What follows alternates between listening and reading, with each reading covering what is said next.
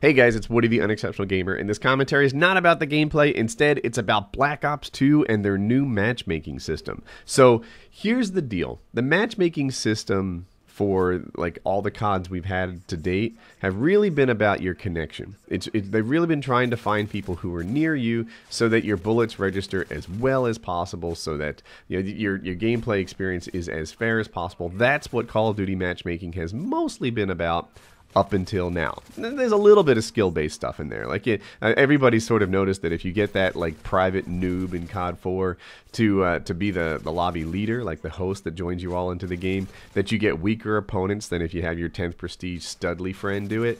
But still, it's primarily about your connection. In Black Ops 2, there's going to be two systems, kind of like there have been in Halo.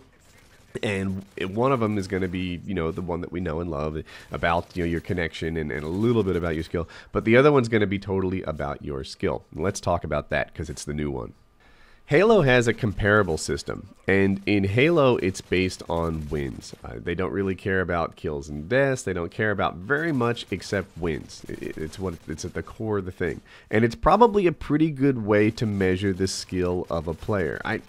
Every way that I can think of has flaws. If you do it just based on KD ratio, for example, it's easy to manipulate your KD ratio, right? Step number one, never capture a domination flag. That stuff is dangerous, and it's going to kill your KD, and it has a huge impact, right? That one death is the one that stopped you from getting to your kill streak, which got you 3 more kills, and all of a sudden, a life where you maybe got a kill and a death becomes a life where you got 7 kills because you worked your way up to a kill streak and did your thing.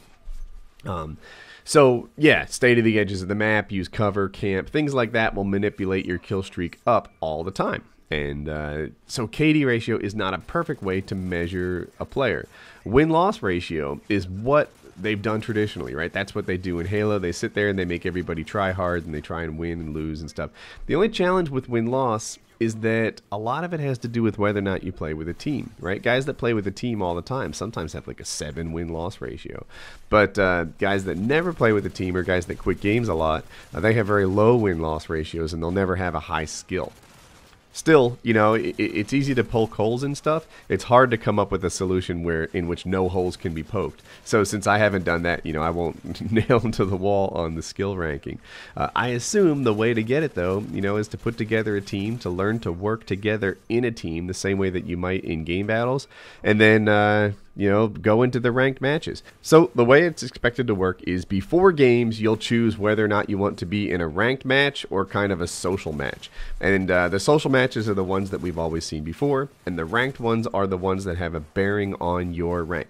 So there'll still be the concept of ranking up through experience, right? Even today, the worst of players can eventually hit top prestige, because it just takes time in game. It takes more time in game for a bad player than a good one, but just the same, everybody can do it if they put the time in. This will be different, and you'll be able to choose, like, hey, do you want this to be a game that impacts your, final ranking or not? So before it goes, you go into the competitive list. Probably in the competitive list, or whatever they call it, the ranked list, you're going to find a lot of teams in there. So if you're rolling solo, you need to be a super duper beast to have an impact on that win and loss against a full team that's working together. I think we've all ran into them. They're incredibly hard to beat, unless everything goes your way.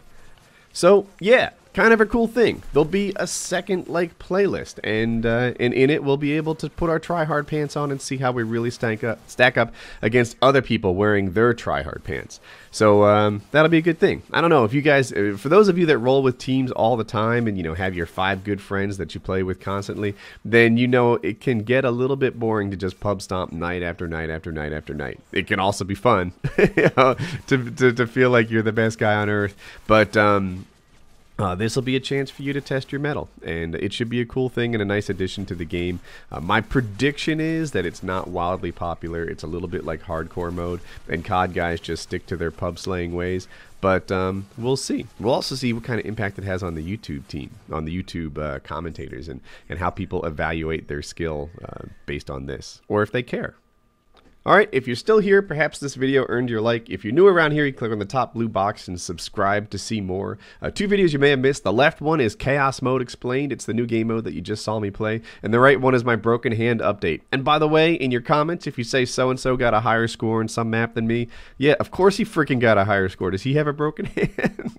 It's hard for me to put the time into gaming that I once did before because it wears out and starts to hurt. But yeah, check out those videos and have a good day.